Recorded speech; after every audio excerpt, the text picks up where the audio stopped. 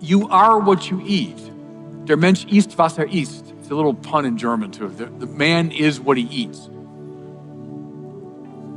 Well, that's true, isn't it? If we are what we eat, then as we eat and drink the body and blood of Jesus, not just vague symbols of our own concoction, if it's only that, to hell with it. But if we eat and drink the very body and blood of Jesus, we become what we eat. We become conformed to him. We become Christified. And that's why the doctrine of the real presence matters so much, and why especially people in this room should make it a very high priority to teach it and teach it and teach it to the next generation. You have to tell the young people what the church believes and what the church teaches without hesitation. When I was teaching the young people about the Eucharist, helping them prepare for their sacraments, I taught them what the church teaches with confidence, with the confidence that I feel about the Eucharist. And I feel like that can help the young people to believe when they see older adults in their life who do believe this, who do believe that the bread and the wine becomes the body and blood and soul and divinity of Jesus Christ. Being a Eucharist with Jesus. For God so loved the world that he gave his only Son, so that everyone who believes in him might not perish, but might have eternal life. It is not the Eucharist who is changed into us, but rather we who are transformed by him. From receiving Jesus, we are compelled to go forth, wrapped in his love, to bring his love, the Eucharist, to one another. We become his dwelling place. When, at the visitation, Mary bore in her womb the Word made flesh, she became in some way a tabernacle, the first tabernacle in history, in which the Son of God, still invisible to our human gaze, allowed himself to be adored by Elizabeth, radiating his light, as it were through the eyes and the voice of Mary. And is it not the enraptured gaze of Mary as she contemplated the face of the newborn Christ and cradled him in her arms, that unparalleled model of love which should inspire us every time we receive Eucharistic communion? St. Irenaeus wrote, "Our way of thinking is attuned to the Eucharist, and the Eucharist in turn confirms our way of thinking.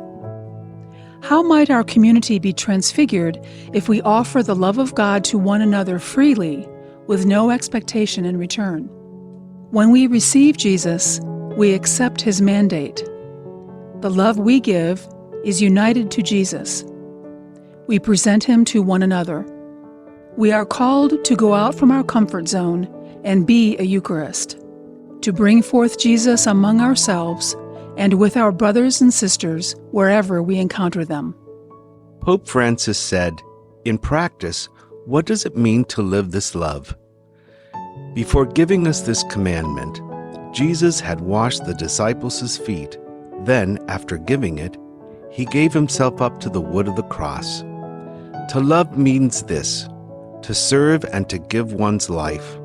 To serve, to share the charisms and gifts that God has given us. Specifically, we should ask ourselves, what do I do for others? Good morning, I'm Brian Shields. Thank you so much for taking the time to be here today. Of course, you're there and I'm here in this screen. And of course, I want to thank Bishop Noonan for braving my presence once again as he has in the past. Now, we are called to go out of our comfort zone and be a Eucharist, to bring forth Jesus among ourselves and with our brothers and sisters wherever we encounter them. Those words written by Bishop John Noonan. Again, to be a Eucharist wherever we encounter them.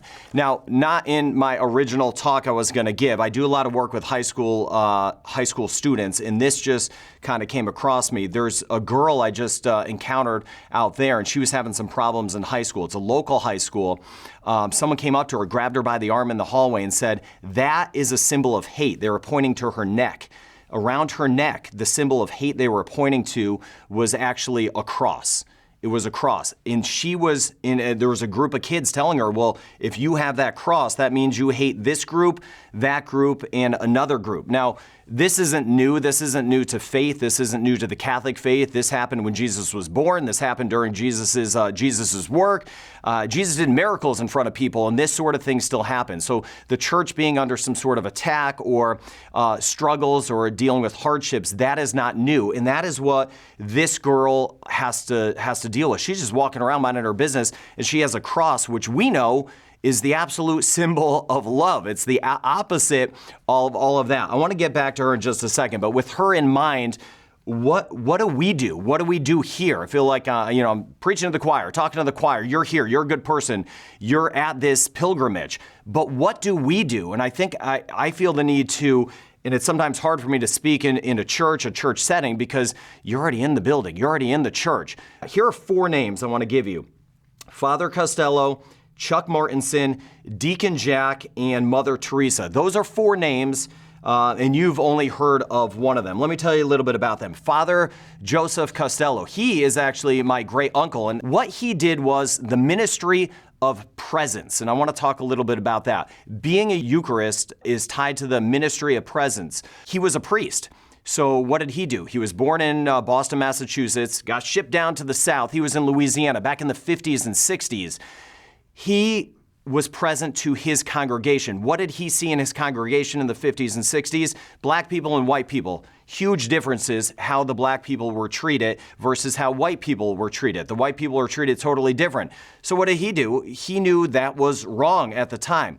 So he, as a priest, cared about all of his congregation, so he wrote. He wrote letters, he wrote articles. He was friends with the bishop down there. The bishop grabbed his stuff and said, this is good stuff, let's write together.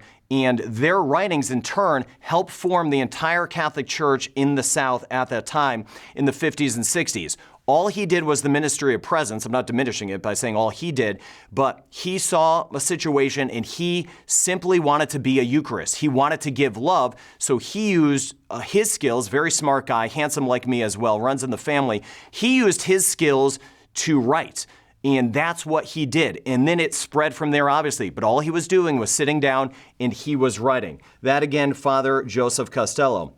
Chuck Martinson. Chuck Martinson, he is still alive, unlike my late great uncle. Chuck Martinson is a good friend of mine. Let me tell you why. When he was a little kid, he was in a Dunkin' Donuts with his dad. His dad dropped dead or almost died. He collapsed of a heart attack. Obviously, that was very impressionable on Chuck as a kid. He was a little kid, saw his dad have a heart attack in front of him. Somebody jumped up, gave his dad CPR, his dad lived. Well, Chuck, a good Christian man, used his skills through life and became a police officer because he wanted to help people. His way of being a Eucharist, if you will, while he was a police officer, he was like, hey, we could help more people. We can get defibrillators in everyone's vehicle, the entire police department. This is Falmouth, Massachusetts. So he approached his bosses about that. Of course, they said no, because it's costly. That's a lot of money. But he just persisted in a very friendly way and gave the points of how many lives they could save. Well, finally, the police department agreed. Every vehicle in Falmouth, Massachusetts has a defibrillator in it. The very first weekend he gets his defibrillator, he rips the wrapping off of it. This is on a Labor Day weekend. On a Sunday night, rips some of the wrapping off it, throws it in the back of his truck. Very next morning, gets in his car, is driving out, sees a frantic lady waving her arm. That frantic lady standing next to her husband, who is down on the ground having a heart attack. Chuck, the wrapper still on the defibrillator, he didn't even read all how to use it, takes it out and saves this man's life. That's just the ministry of presence. Those are the people he cares for. He's not going out of his means. He's using the skills God gave him, and he's helping people. Turns out that man on the ground was my dad. That's who he saved. He ended up saving my dad's life. All right, Deacon Jack. Deacon Jack, obviously, he's a deacon in the Catholic Church. He right now tells me weekly that he is doing the ministry of dying, in which I have to remind him he's doing the ministry of living, but that's a whole different story. Deacon Jack, was a deacon up in Baltimore. He's retired. He's well into his 90s. And yes, he is not going to be on earth too much longer. And it's something we talk about often. And in fact, his ministry of dying has been a great lesson to people. And I remind him in his time, he tells me that I'm giving him the ministry of presence because I actually bring the Eucharist to him.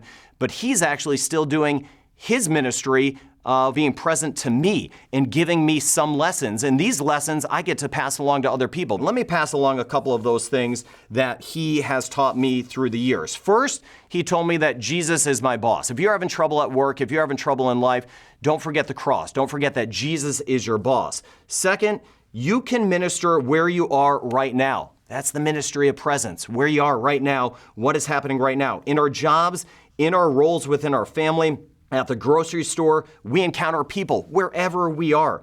In these encounters, we can minister, we can be a Eucharist. You can help others wherever you are in life, and you can do that right now.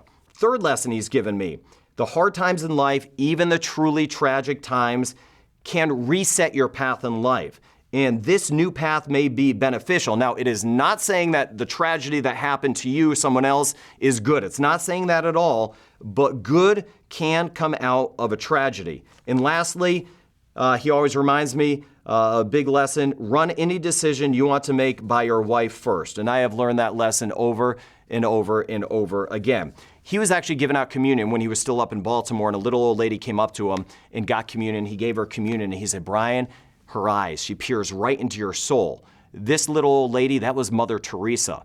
She just went out and sat amongst the crowd, and she just happened to be in his communion line, and he was able to give her the Eucharist. But Jack, even though he's doing the ministry of dying, as he calls it, again, he is present there for me, and then in turn, I could kind of help preach some of his homilies. Now, Mother Teresa, let me talk about her for a second.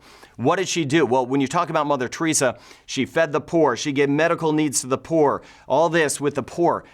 Yes, that happened. But what Mother Teresa was doing, and if you look at any of her teachings, read any of the books, all she was doing was, and again, not diminishing it, holding the hand of dying people.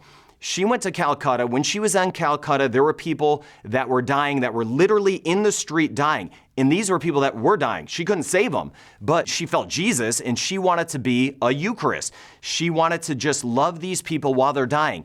That's it. She wasn't trying to start this massive charity, but she did want other people to join her and to love people.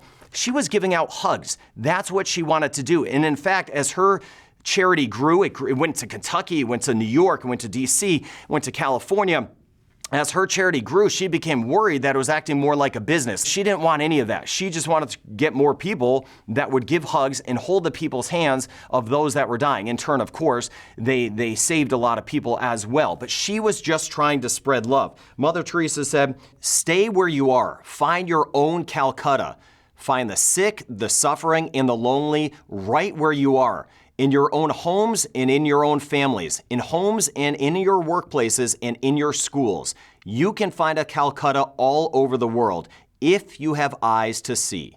If you are getting, this is back to me, if you are receiving Jesus, you do have eyes to see that. Find your Calcutta where you are. And that's again what Father Joseph Costello did. Yes, he was a priest, but he just wrote. He used his means. He cared. Ministry of presence. He loved. He wanted to be a Eucharist. He cared about his congregation. That happened to spread. Chuck Martinson just wanted to be there for people. He knew what could save lives. That spread dramatically. Saved my dad's life. Deacon Jack, he got to preach. He was a great family man. So when he was older, his kids were older, he became a deacon. So he was able to pass along his life lessons. He is still passing along life lessons in the ministry of dying and in the ministry of living. What I like to tell him, he passes along his ministry of presence to me. And again, Mother Teresa. The small. We got to think small. I have a problem. I always start too big. I'm like, okay, there's a problem in the world. Let me create this giant charity or do this.